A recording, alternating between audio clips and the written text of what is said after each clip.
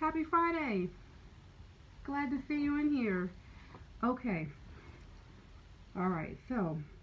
Body moves. I like to shout out the people that are hanging in there in business, especially the businesses that really are difficult and but yet needed in the community. So she is a licensed child care provider, and I think it's a good place over there. So check them out if you live in the Fort Washington area. Okay, back to the business plan. All right, the business plan. So just a brief recap.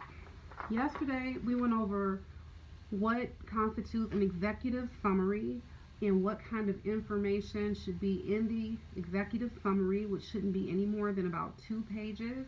And if you were to like read it or try to verbalize it, it wouldn't be any more than like a 5 minute overview presentation of what your business plan is.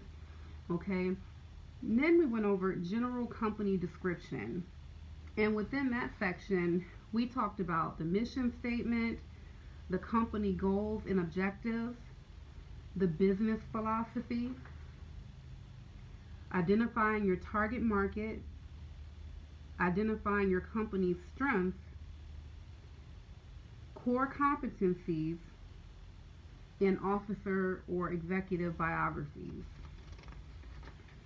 And that is where we left off.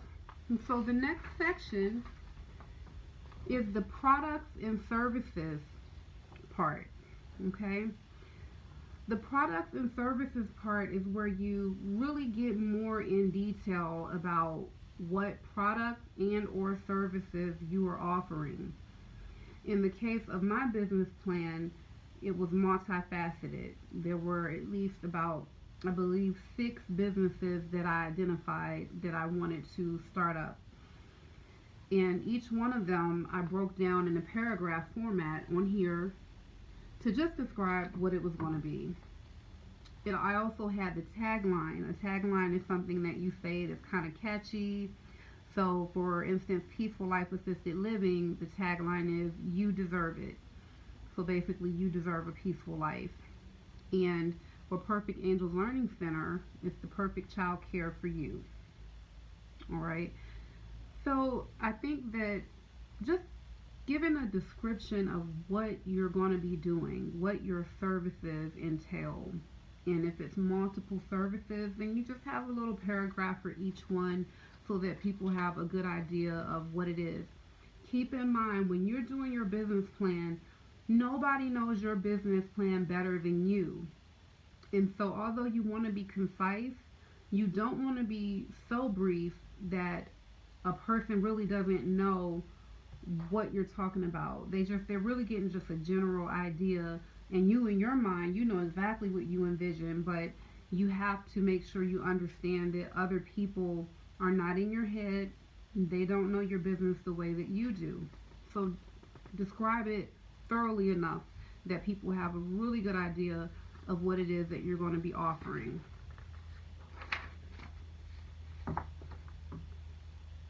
Okay. The next part of the business plan is your marketing plan. And your marketing plan is going to involve a couple of subsections. One of them is the market research that you're going to do. And the market research is when you do things like, for instance, in childcare, we did like a survey or focus group kind of interview on learning about consumer preferences and that kind of thing. You can also you can do consumer requested services. Like you can go to some type of database and just see what kind of need there is, or just all kind of things. And now that there's Google and everything, it's much easier to do research, and you want to make sure you always fact check what you see online, but you want to do research to know if what is the market you're in, what your target market is going to be. If you go into something, you might think it's the greatest idea in the world, but if you don't really research the market, I mean, you don't know. It may be oversaturated, or there may be like zero demand for it. Now, the economics of it all. You want to, when you're thinking about business, don't think about just what's happening today. Don't just think about the political, economic climate today. You have to be able to keep things in mind when you're looking at um, long term things that's going to affect your business. So, of course, if you intend to be in business more than 5 years, then you already know there's going to be a change in who the president of the United States will be. Okay, so if it's, you have to keep in mind that there are decisions and things that can happen politically that can actually really affect your business in a good or a bad way. Prime example is when I talked about the education video about college bound think twice. Basically, there was legislation that had come down that was designed to try to protect students from being exploited by predatory lending practices and them using for-profit universities to, basically, they made it big business. And they had legislation that came down that I can't remember the name of what it was, but it was basically designed to make sure that universities who graduated people, if they didn't have a certain percentage of their graduates get gainful employment, then they could no longer receive federal funding, because they wanted to kind of stop the universities and the programs that were basically giving people useless degrees. So that legislation came down, but then a few years later, someone was appointed to an office. I think it was with either the Department of Education, I want to say, and that person was allowed to basically like do away with that. But when they had initially put that out there, the business owners, it affected them and their stocks. I know the stocks went down by more than 50% by just within, I think, a few, I want to say just a couple of years, and that's like a tremendous decrease. So the the economy is very important. The economy of today, anticipating the economy of tomorrow, being able to have certain foresight about what you think might happen. Another example of considering the economics of everything and your market. Uh, the baby boomers. When I had this business plan, I had in mind that at some point within the next decade, the baby boomers would start approaching an age where they would start needing care. And so that means that there would be a surge basically of elderly people that need assisted living services. And so it felt like that might be something good to think about getting into that industry. And so those are the things that you want to think about when you're thinking of the economy. And if, because like I accept Medicaid. Now, if we have legislation in place or people that don't want to make sure there is funding for that kind of thing, then that will wipe out half of my clientele basically. Like, let's just say all of a sudden something came out and they said we're doing away with the Medicaid waiver. That will put us out of business, to be quite honest. And it's made me actually want to be mindful of how many customers I accept that are on that program. So you have to understand the economy basically. And when you're in childcare, if the economy is not good, if there's a recession or something like that, then there may be a lot of people who are unemployed or underemployed, and therefore not really either be able to afford childcare or have no need for childcare. You want to just really be thinking about these things relative to what you're going to be doing.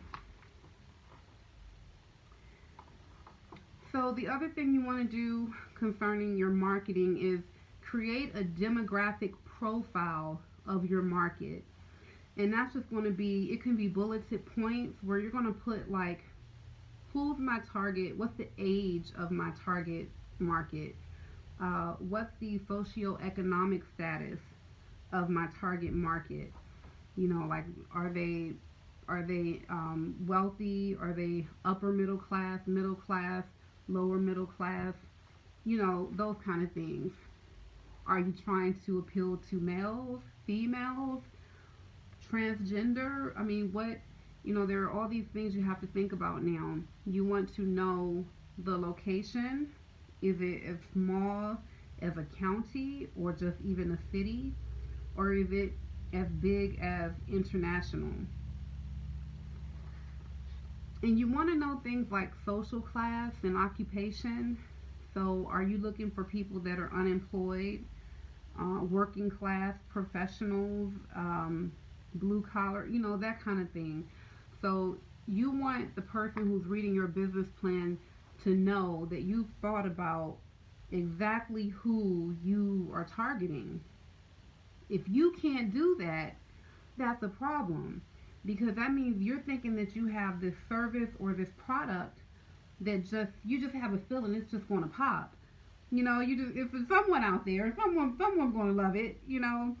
No, that's really not the best approach. I mean, if you get lucky, you come up with something that really spans broadly, but it's better to be able to hone in on a group. Even when I'm not sure how many of you have used Facebook for advertising, but if you boost a post, they want you to choose your target audience. And they give you the options for doing like a radius in a city. And like I was trying to do one the other day, and I was like, well, I want it to be, the United States, Canada, Asia, Africa, the whole world basically. And it told me it gave me a hint basically, or a suggestion that this is too broad. And so I was like, okay, well, let me delete Asia. Okay, let me delete Africa. It got down to the point where just the United States was good enough for what they were saying, for the amount of money that I was going to spend, and for what I was trying to do. Once I narrowed it down enough, it said, okay, that's reasonable. Now we can probably get you this amount of views, clicks, whatever. So it's very good to be specific. The next thing is know your competition. Know your competition. You know, um, although I feel confident that if I have competitors, I could likely sustain, because I would figure out how to be resourceful, how to do it better, how to do it more cost effectively. I'm going to try to figure out how to survive with competitors. But that doesn't mean you don't want to be aware of who your competitors are and what they're doing. So if you are looking for a child care center, you're looking for your location, and you notice that it's one on the corner and another one like 2 blocks down, and maybe they're large child care centers. You want to know what age they take. Because, for instance, the place that I shout out today, Body Move, they only do aftercare. So they're not even open during the day, basically. They only do aftercare. So what if I didn't research that? What if I didn't know that? I might say, oh, I don't want to do a child care center here because they're a licensed place right down the street. Well, if you're taking infants and preschoolers, then that's not really even your competition. It's only your competition for the aftercare component. And if you want to make sure that you can be competitive with aftercare because they have aftercare, if you know they're doing martial arts, perhaps you'll offer tutoring services or performing arts, the kind of things like maybe piano lessons, or that kind of thing. So you can't figure out how to beat your competition until you kind of know your competition, basically, in that kind of circumstance. And then, of course, just doing things to the best of your ability is one of the best ways to beat the competition. But you do want to know who your competitors are, and you want the person who's looking at your business plan to know. So for here with childcare, where I was considering it, I had like for the learning centers, I had Sylvan Learning Center and Huntington Learning Center. That was for the Good Hope Learning Center. And I looked at private schools, I looked at La Petite Academy, KinderCare, and those kind of things.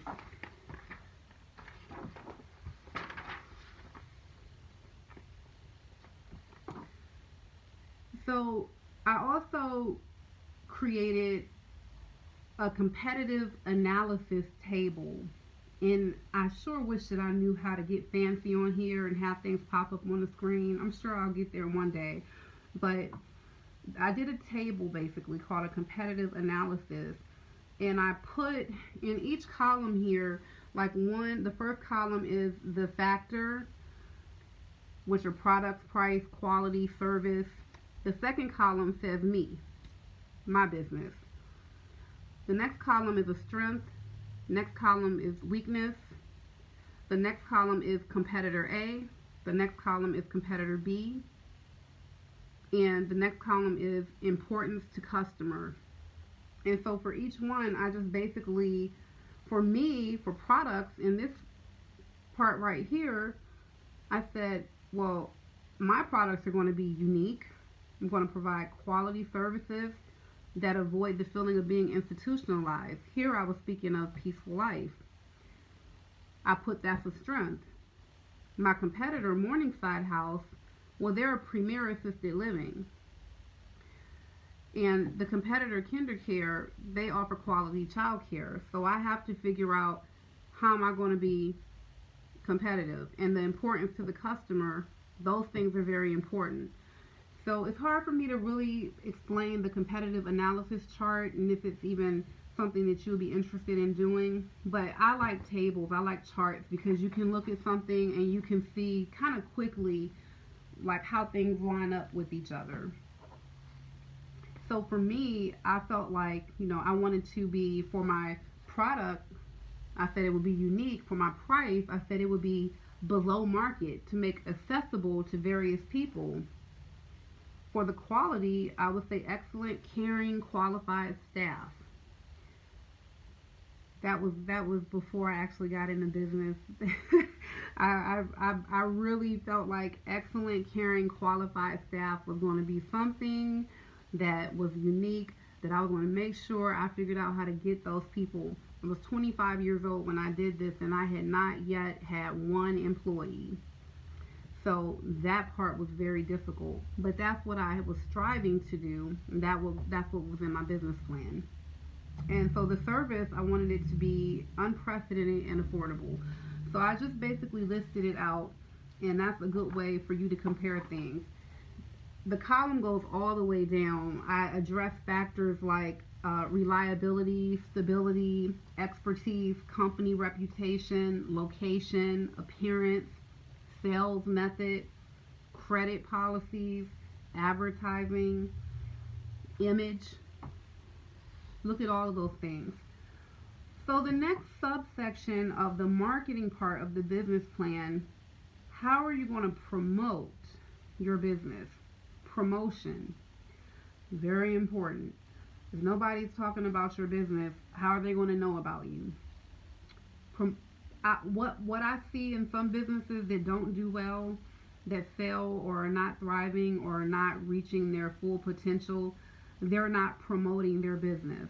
Now, when I was working with Peaceful Life Assisted Living, I was very active in the community when it came to dressing up, going to the nursing homes, calling around, introducing myself to social workers, and trying to basically tell them about us. Hey, we're here. Is there anything you need? Do you actually have any residents that need to be discharged this week? Because I can go meet them right now. Promote yourself. You need to promote. You need to get, my dad was famous for like getting the yard signs and putting them out in the middle of the night, before the county takes them away, so that at least, the morning crowd or a few days, people are driving by and can see your yard signs. We used to use the penny saver when the penny saver was popular. And now Facebook, social media is one of the most powerful promotional tools you can use. And it's very underutilized by people because they either don't know how to do it or they don't think that it'll be effective. But you have to promote your business. If you don't promote your business, who will? Eventually, if you develop a reputation, things can kind of spread word of mouth, and just the need that people may have. They may come looking for you. So if you're a child care center and you're by the Air Force Base and you get like a new family that's relocated to the area, they're going to actually look around to see what places are close to the base. So that you didn't necessarily actively promote, but people can find you. But in some circumstances, nobody will know about you unless you promote yourself. Okay, so how will you get the word out to customers? How are you going to advertise? And have you identified low cost methods to get the most out of your promotional budget? Don't go broke promoting yourself. Be careful with that. You want to consider your promotional budget.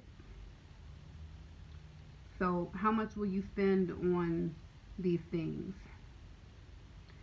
Think about what you're going to spend on your promotion before you start up, and then what it will cost to continue promoting after you exist. Those may be two very different things.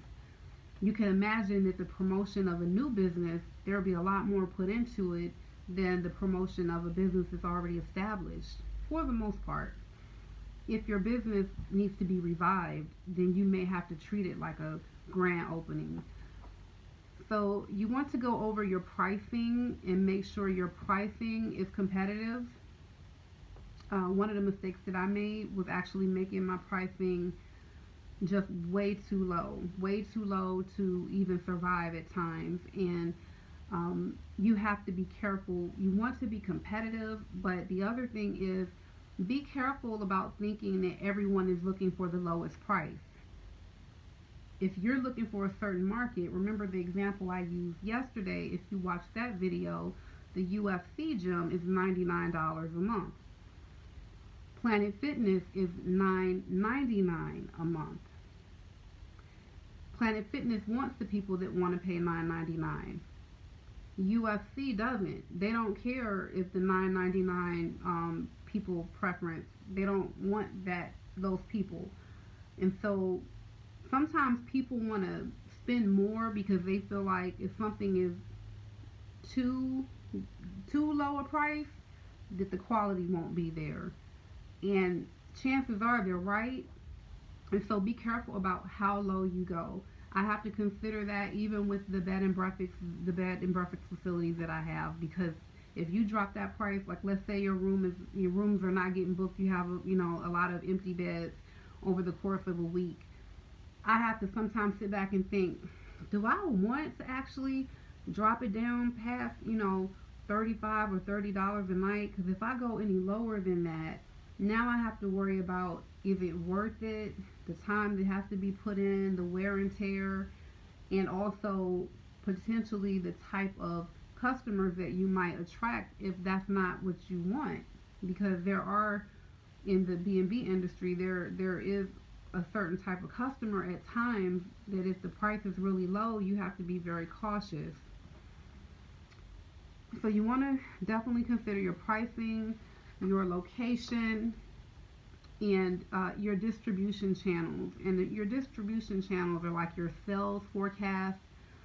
Now that you've described your products and services, your customers, your market, and your marketing plan, now you want to put some numbers to it.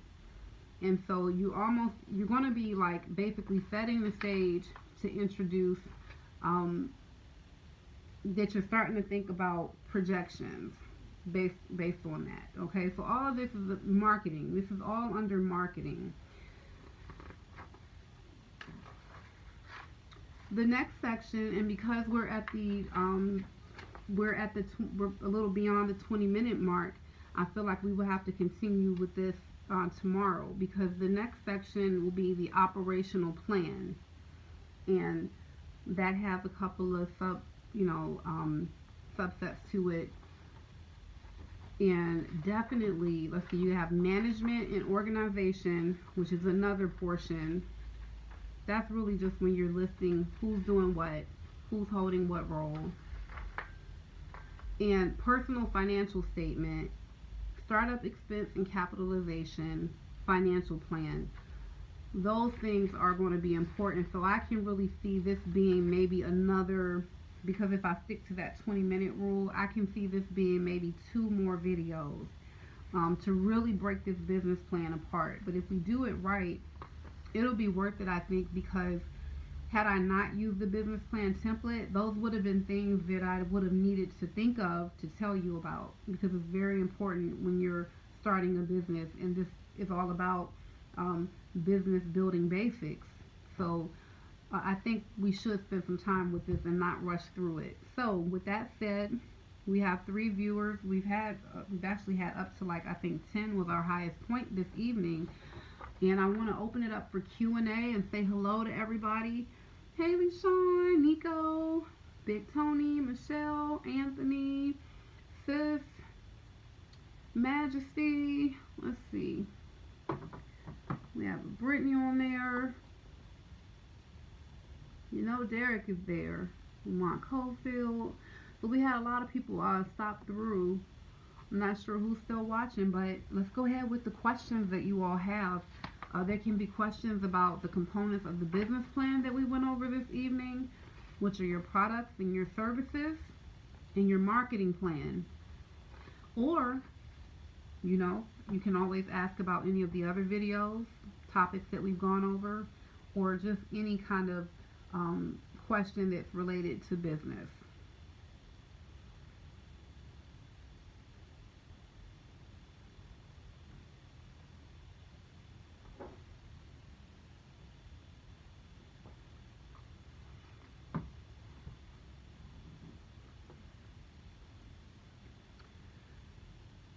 I'll wait because I know my computer always has this delayed response, and usually questions will start popping up right when I'm about to click in live video.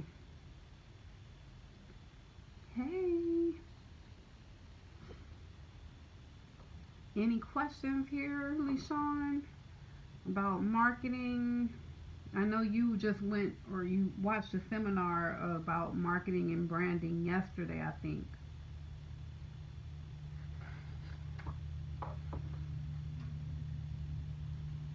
Branding as a concept, as a technical concept, wasn't covered in here, but it was kind of implied when you explain under, like, your products and services.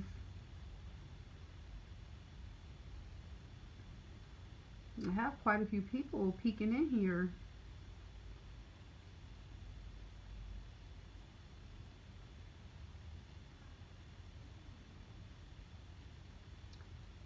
Well, while I'm waiting to see if there are any questions, I do want to, tomorrow is going to be a little different. Tomorrow I'm going to have to, because I want people to still be used to that 9 o'clock, tune in at 9 o'clock kind of routine. Instead of me choosing to go on earlier, I'm going to pre-record a video for tomorrow's topic. I'm going to pre-record it. It's going to be the 20-minute information part of it, and I'm going to have it scheduled to post at 9 o'clock.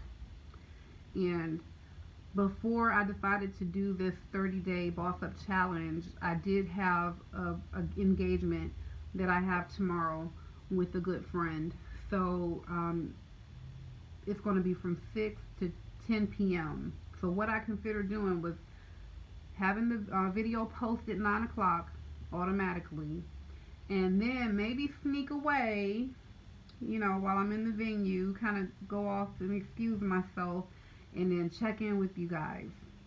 Maybe at about, like, I'm going to try my best, like, check in at about 9:20, right around the time that the video, the pre-recorded video will be ending, and check in with you guys to do, like, a brief Q&A. I'll step aside. And that just shows you that, you know, when you're in business, you rarely have time to go out and hang with people and do things. But when you do kind of, like, make that time, it's hard to really get away from business. It's like you're never really off, really, because you're your own boss and you determine, you know, what's important. So sometimes you have to slip away. So that's what I'm going to try to do tomorrow.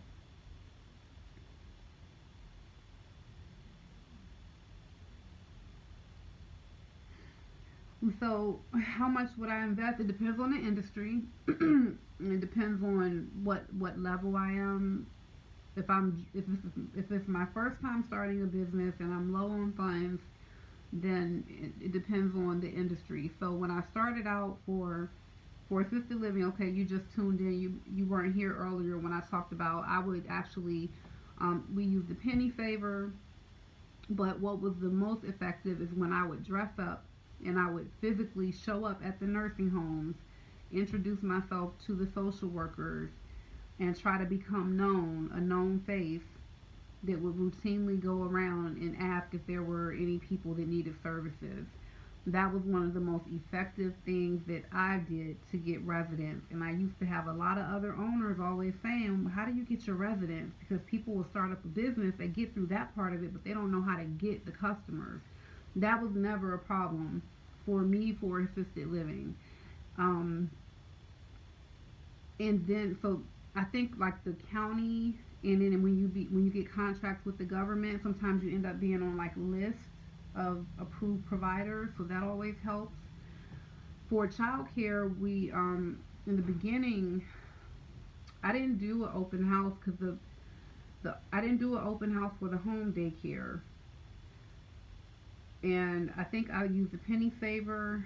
I was not using social media back then. I think MySpace was like the social media, and it was not really. I don't recall that being used for that purpose. So penny saver, and once you're licensed, you actually, I think you were on a list as well, a list of licensed places. So if people are looking for you, they're looking for all the licensed centers in the area, they can find you. There was a thing called child or locate child care, and that's a system used in Maryland, and it will basically let you know if you're a consumer and you type in the age of your child, how many children you have, where you live, it'll like bring up the licensed providers in your area. Now recently, before I partnered with someone in the daycare, I would use care.com and I would do social media. And what I realized is that social media was very effective if we were posting routinely. So I wanted every day, Monday through Friday, there to be a post on our business page that would be either giving information that parents could appreciate, or I would always ask the staff, take pictures throughout the day. Use your phones, take pictures, and upload them to the group chat so that I can use those pictures to put, in our on our page, because we have a lot of our parents will follow our page, and people love to see their children. Of course, we had photo releases built into our contract. If there was ever anybody who made it clear they did not want their child used in any promotional materials, and we respected that. That was very rare though. When you post pictures of people's children and they're smiling and having a good time, and it's not just some pictures of kids you got off the internet, it's actually the real children that are at the center. Parents love it, and then they want to share it with their family because they want to say, "Oh, look at my baby coloring her ABCs," or "Look at my baby working on her shapes." They love it and they share it. And they don't. They may not even be intentionally trying to promote you, but they are promoting you basically. And so I think with the person who's running a daycare now, I could not emphasize enough how underutilized social media has been um, since she took over. I think that I feel it's very effective now if you do it a certain way. Let's see. For the B&B, once you posted on the site, did the reservations just start rolling in, or did you have to do something else? They just started rolling in. It required nothing else. Do you have to pay to have the listing up? Nope. Nope. What you pay for with Airbnb, they have a service fee for each reservation. The guest, for Airbnb, the guest pays almost close to 15% of your price. for finding you through Airbnb, and you might pay a couple of dollars as a service fee, but you don't actually have to pay anything just to be listed. That's free, so you can give it a shot with no real risk. With Booking.com, it's free to list. They want you to pay them. They want the host to pay the 15 to 20% that they charge. So they give you all your money up front, and then they invoice you at the end of the month, and you have to pay them the commission. And what I explained in the B&B video when I talked about that, most of the guests that would book, I think it's because of what I named the rooms, the pictures and how they looked, how the rooms looked, and maybe even like the wording of how I described certain things, price point, so value, given all the things you're getting for this price, can't beat that kind of thing when they see it. So it really, from the moment I posted, I mean, we had a booking probably like the same day, if not the next day that we went live or active.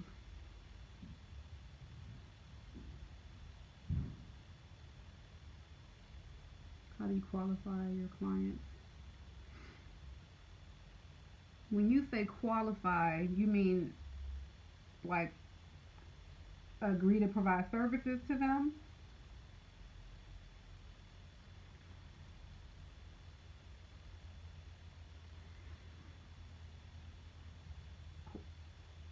If you tell me what you mean by qualify, then I'll answer that question.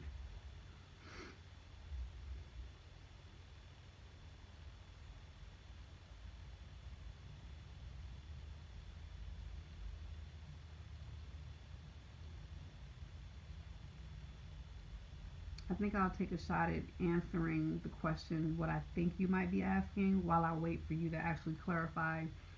If you're saying what criteria we use to accept clients in childcare,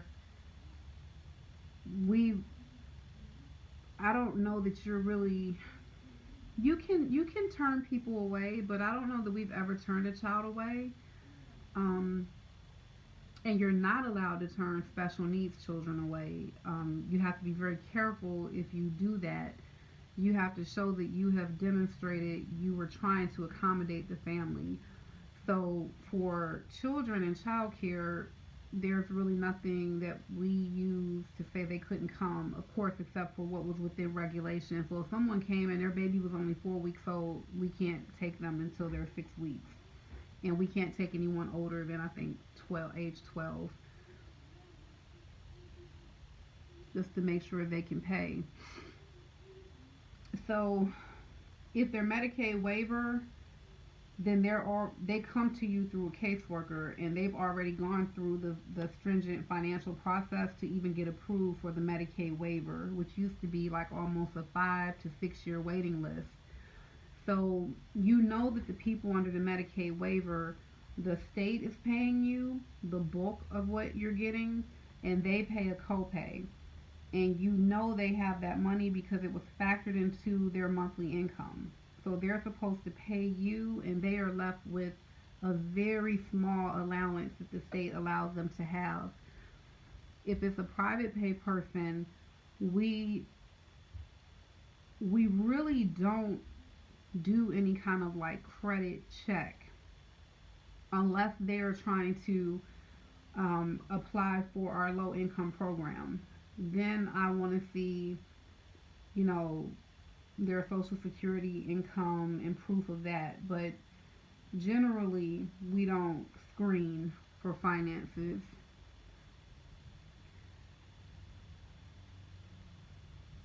So if they don't pay in childcare, the way I used to do things early on is very different how I ended. Early on, if someone didn't pay, I would be like, okay, well, you're gonna have it next week, or when you're gonna have it, and they might be like, okay, I get paid next week, and I'll make sure I pay, and then next week comes, and oh my gosh, you never believe what happened. They deposited my check in my account, but my account was overdrawn, so now I don't have enough to give you everything, but I'll give you this much. And I'm like, okay, all right. It was always an excuse, and I was always listening to people's excuses. By the end, if your tuition isn't in by 12 o'clock on the day it's due, not only is your account automatically assessed a $35 late fee, but you will get a sit out notice and your child will not return the next morning. If you try to bring them the next morning, unfortunately, the staff have that awkward position to have to tell you you can't drop your child off. When I started doing that, oh man, people, let me tell you something. When you hold people accountable like that, you start getting your money on time. I got more money on time when I treated people like that than when I was actually trying to like help people. So yeah, I was and then they would lose their security deposit too if they did that. So for assisted living, this is the nightmare, the horror of it. You can't put a resident out. You can't evict a resident.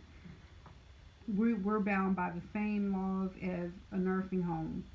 So if someone doesn't pay us, we can issue an eviction notice just as a formality. We can do that, and that way you can get the clock started. You can show, you have to contact Adult Protective Services and let them know either their child or whoever's handling their money isn't paying, or maybe the person is responsible for their own money. Let them know they're not paying. You have to try to find them a place to go. If you can't find a safe and orderly discharge for them, you can't put them out.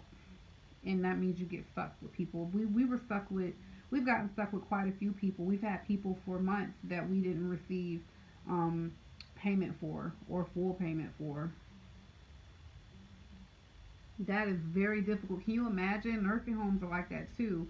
And you can't even like send them out. You can't call 911 and send them out. Like if they have any kind of symptoms, you can't try to send them out 911, and then when it's time for them to come back, you can't say, oh no, we're not taking them back. That's called dumping, and you can get a fine for that. I think you can get up to like a $10,000 fine for trying to dump a resident at the hospital.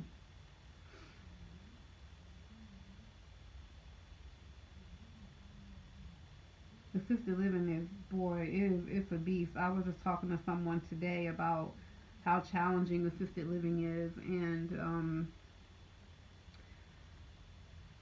it's just one of those things where when I got involved with it, I mean, I knew there was work involved, but because I was looking to be a businesswoman and not a caregiver, I didn't mind doing it on the front end. But clearly, if I had a business plan to open 6 businesses, I was not expecting to be doing all of the hands-on work everywhere. And the person I talked to today, they were like, you like doing the easy part of business. You don't like doing the hard part, which is the actual work. And I'm like, getting started, getting ideas, making something from nothing is really not easy. And it's really not the hard work. There's a certain type of difficulty that comes along with having to delegate and be a boss, basically. Oftentimes, I'm going to do, you know what, I'm inspired. I'm going to do a video on this, and it's going to be something to the tune of bosses appear lazy. They may appear lazy. And we're going to dispel that myth. We're going to dispel that myth. People think that bosses are just sitting back, relaxing all the time, and that because they're not at the ground level, there is no sacrifice, there is no strategic thinking, there are no critical thinking skills required, there's no resourcefulness. Um, it's First of all, I told the person I'm not supposed to work hard anyway. I'm supposed to work smart. Working hard is for workers. I'm a boss. And I was dead serious. I'm not supposed to do what you do. I'm not supposed to do what you do. Not at this stage. Because number one, if I'm doing what you do, how are you gonna get your paycheck? How are all of the behind the scenes kind of processes? How are those things happening? Who's making sure those things are happening? It's not magic. You know, it's somebody behind a business that makes sure that taxes get done and that legal issues are handled. You know, contracts are drawn up, critical thinking skills to get you out of a bind, new ideas about new services to provide and how to get new clients, how to stay in the game. That that might not be hard work, but if it was so easy, why are more people not doing it? More people are at the ground level working as workers than there are bosses. So if it's easy to be a boss, why are more people not bosses?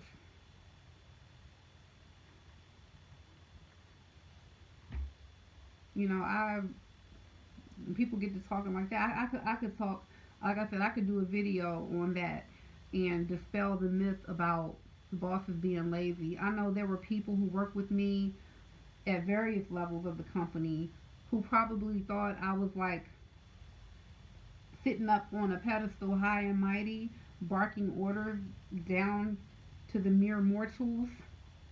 They probably felt like that was how I viewed myself, and it wasn't. You know, anytime I'm doing payroll less than 24 hours after having a cesarean, like giving birth, I'm doing payroll within 24 hours. Yeah, maybe it's not hard, but it is actually painful to sit up and do anything when your guts have been cut out and a baby pulled out and then the guts put back in and sewed up. Yeah, less than 24 hours, and I got to figure out through how all the morphine and all this, I got to make sure that people's money is right. There's a certain strength that's required to do that. There is a certain courage, strength, and words I don't even know that exist to describe what it takes to do that kind of thing. So I get that person plucked a nerve with me today, especially when it's somebody that's telling you something and they've never been in your shoes. They've never started their own business. They may work alongside you, they may work with you, for you, but they've not started their own business from the ground up, had something in their mind, an idea, let it manifest, figure out the manpower and the support to get it going, and then keep it going. When a person has not done that, they don't get to have those kind of conversations with me. It's foolish to have that kind of conversation with someone, especially if the person actually does work hard too. I shouldn't have to work hard, I should be working smart. But clearly, if you look back on my Facebook stream and you see the live videos of me doing construction with my bare hands, you know, yeah, yeah, bosses, real bosses are not lazy. Real bosses are the ones that make sure workers have jobs and that the money gets in the bank without excuse. One thing I am very proud of, and I will say this, since I've been in business, even from day one when we had like nothing, I've always met payroll. I've always met payroll. The only things that may have happened would be maybe someone's check might have been the wrong amount. People have been overpaid, underpaid. You know, there may be errors on payroll, but I have always met payroll. Nobody who's worked for me will be able to come to you and say, oh, yeah, they never paid us on time. We've had direct deposit for several years. Every other Friday, people who work for Progeny Enterprises know their money is going in the bank. She said, calm down, girl. Woo. I, I'm just like, the nerve.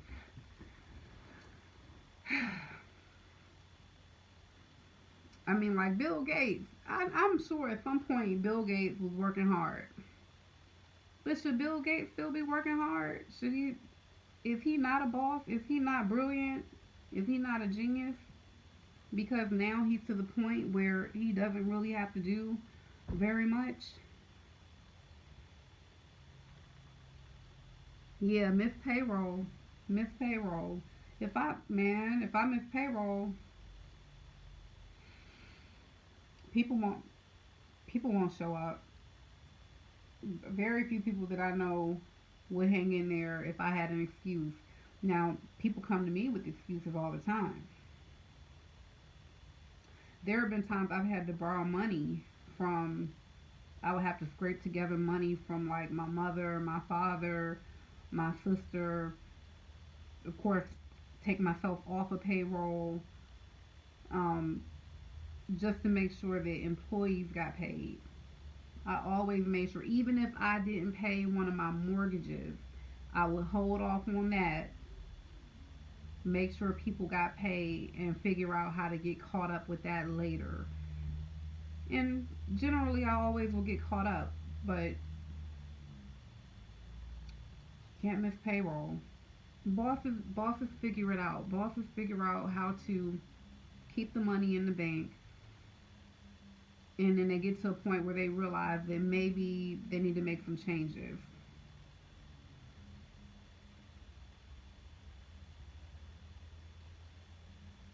I think that might be the first rant that I've had so far. I get like Dr. Boyce Watkins. Ooh, sometimes you strike a chord with him and he will go off.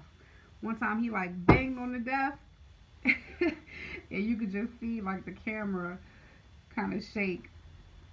So I think I just had my first rant on Facebook. Bosses are not lazy. You said good one.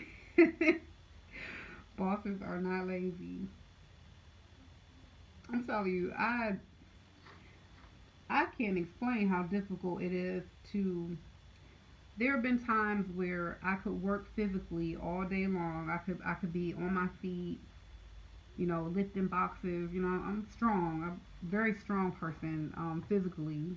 I guess my dad just said I was always like that. So lifting furniture. I don't wait on a man to do anything. I'll get my dolly and a little back brace or whatever and do things. And I will work hard for like 14 hours straight physically. And I would be tired, but it would be a different kind of tired. The most exhaustion I've ever felt is if I'm sitting in my office all day trying to figure out how to solve the problems of the business. Figuring out, oh my gosh, how do we get our daycare reopened after somebody left a child in a van? You know, the mental fatigue is a different kind of fatigue than the physical fatigue. Putting out the physical work, making up some beds or taking care of the elderly is physical, but it might not require a lot of thought. When you have to really sit and think through things, sometimes you have migraines, your head is hurting, you're frustrated. You might sit at a computer all day long, just like typing out emails, putting out fires, figuring out, what the next move is. It's the type of exhaustion that is difficult to explain if it's not someone that's actually done that before. When you know that everything ultimately rests on you, there's an anxiety that exists inside of you that never quite goes away when you're a boss. And I'm sure even Bill Gates probably walks around with a degree of anxiety because he still has to worry about stock, his stock value and scandal and all kind of things.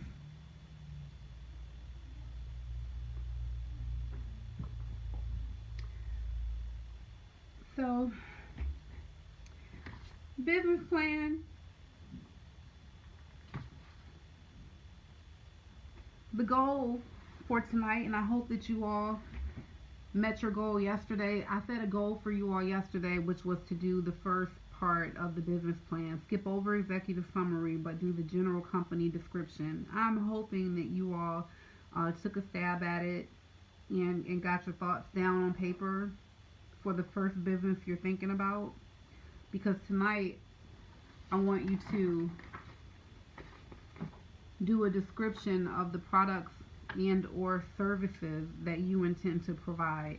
I want you to do, remember, it doesn't have to be in complete sentences. I want you to put phrases if you have to, but I want you to describe the product or services that you intend to provide under the business you're considering doing. If you have more than one, you can do more than one. What I would say is maybe focus on just one for now, and then be able to redo that process once you get through the process one time. Hey, Chastity. So yeah, you want to go ahead. That's the homework for tonight. You're going to develop that part of your business plan. You're only doing like phrases. You don't have to write it out in eloquent sentences. Doesn't have to be beautiful. You can just, I would definitely recommend you all get like a composition book and keep it with you, because when you're really getting into boss mode, your ideas should be coming across your mind like several times a day. And if you think of something, you need to like jot it down, because you may not be able to act on it, like especially if you're at work or some kind of environment where you can't really do much with the idea, but you might forget if you don't jot it down. So I would suggest getting a composition book, because I am going to help you set goals and give homework assignments. And so that's tonight's homework. The goal is to accomplish describing your products and services. And I think for Friday night, that's enough. I was thinking about also saying you should go ahead and think about how you're going to do your marketing. But no, you don't have to do the marketing. Since it's Friday night, just work on describing what your product is going to be to the best of your ability. Yep, spiral notebook, composition book. I used to keep a day planner before all these electronic calendars were so popular. Matter of fact,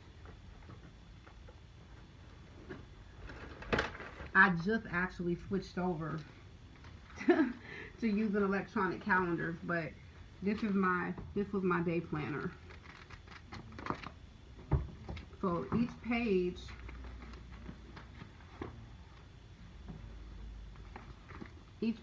like each day is a whole page, right? And so I could just like, if I was like making phone calls or talking to people, I would just jot down whatever I was doing that day. I would just jot down in my day planner, and this was like my Bible. I had this with me like all the time in my office, or in my if I had like a briefcase kind of carry case. I always had that so I could take my notes. Your iPad is your life.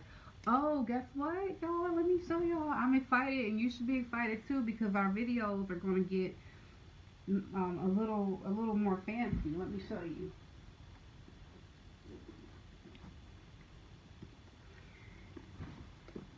Yes. So I got the iPad Pro 12.9, and that way some of the projects I'm working on now, I'll be able to do some extra special things, and the quality will be very nice. Yay! So I haven't even I haven't set it up, I haven't done anything to it yet. I just picked it up yesterday. And I also, let me show you, because I'm investing in this.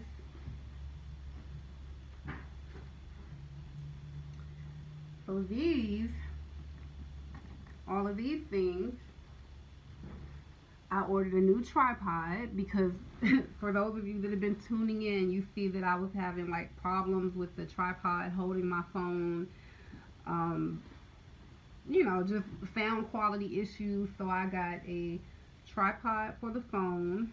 I also got a keyboard and um, tripod stand for the iPad, and I can't wait to, like, I think tonight actually, I'm gonna get acquainted with these goodies that I have.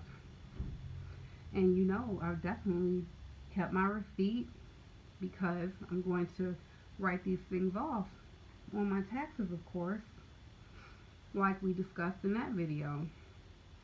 Except some of this stuff is actually going to go under progeny, but some of it will be under the new businesses I'm developing. So I'm very excited to see what the quality is going to be like for that. They say that the iPad Pro is really good for people that are doing things that are related to videography and creating creative things. So, and now they say it's more compatible with like Microsoft Word and things like that. So I'm thinking I may be able to use it like a laptop since I have the keyboard and stand that comes with it, and it's so compact. You can fit it like right, like in a my I can fit it in my purse.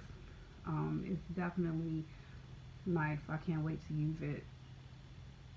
Ball. I was like, oh yeah, can you put that on my corporate account, please? Thank you. Thank you very much, Sprint. I appreciate you. Get the pen. They tried to sell me that pen, but I was like, I'm not going to use this. I'm going to lose it. I don't think I would use that pen. I can't imagine what I would use it for. But if I get to a point where it looks useful, I'll definitely grab one. We'll see. Well, surprisingly, we have quite a few viewers that are peeking in on us. If anyone is here that would like to ask a business question, feel free. Business question, question about education, doctoral programs in neuro. Oh, for editing. Okay. I'll be able to use it for that. Okay, well, I guess I'll find out soon. And please spread the word that I am looking for business minded people who actually are interested in assisted living. I'm thinking about unloading my assisted living homes, and I would love for them to um, be able to go to someone that has a passion for that and would actually give it their best and do a good job, and we could work something out. I'm interested in meeting people and at least starting a dialogue about some possibilities, and soon.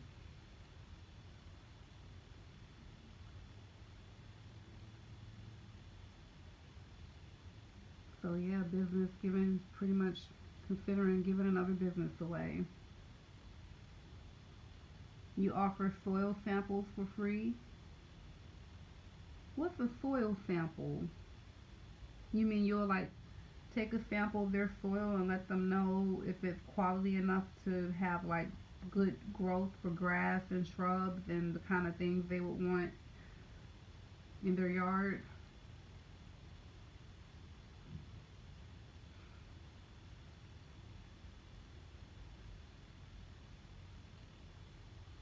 Like you let them know if they could have a garden.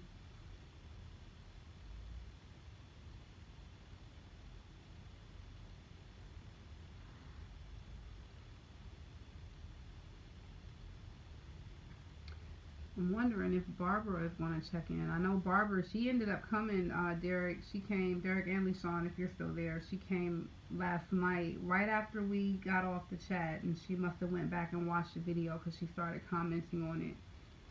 Yeah, you test the soil.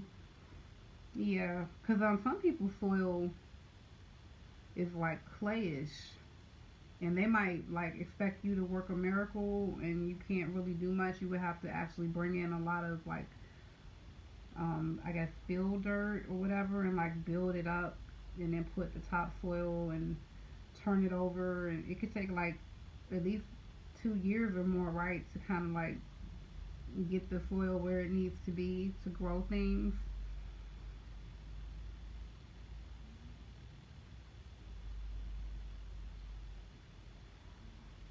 At the Waldorf homes, the backyards are pitiful, and the I don't think that, well, one area I know grass won't grow because there's too many trees, so sunlight won't get to it. But the ground is just so hard.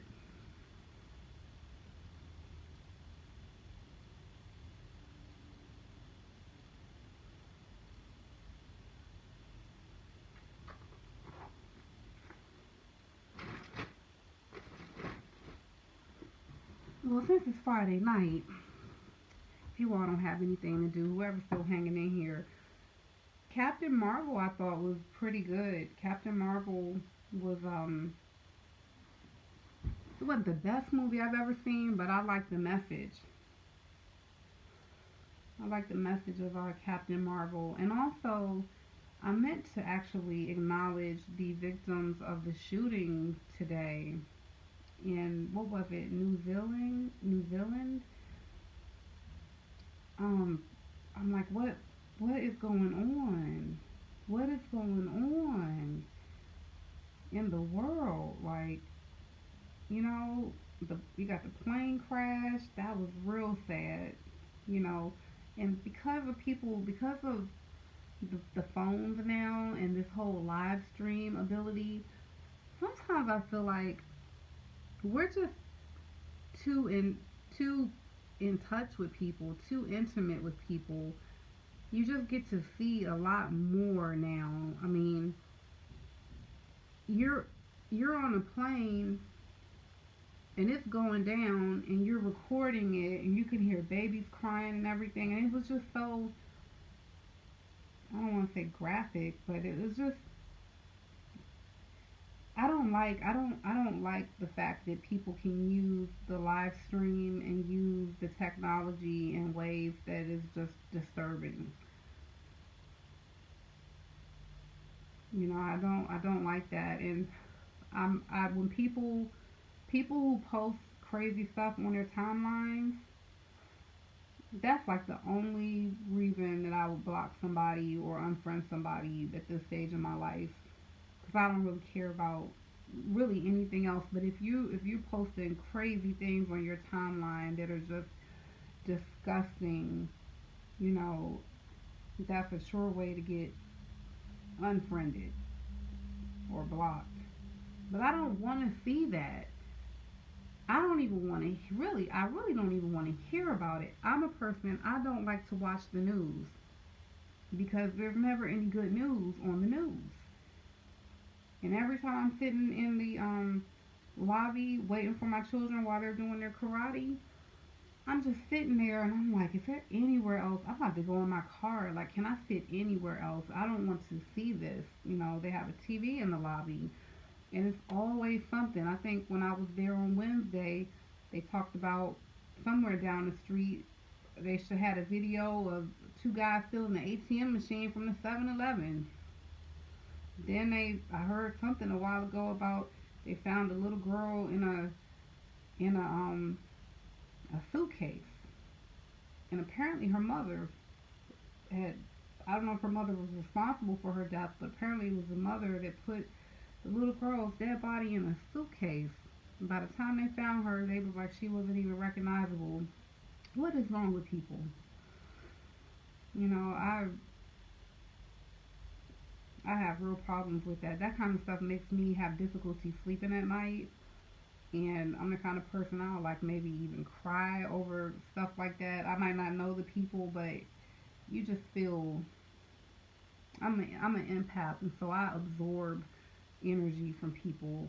And if I'm not careful, it can actually like dull my spirit, or you know just make me feel bad, basically. But to hear about what happened today, it's like as soon as you wake up, you just start seeing things, and you're like, what are they talking about? What? And it's just like, man, like you just want to be able to wake up and have a day where it's just, peace. peace and happiness. This world is crazy.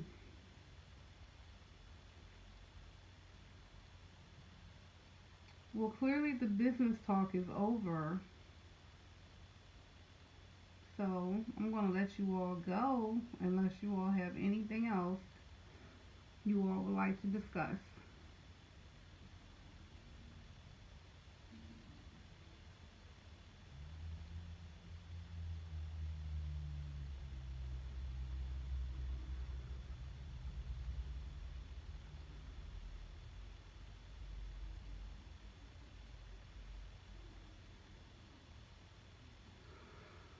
Okay.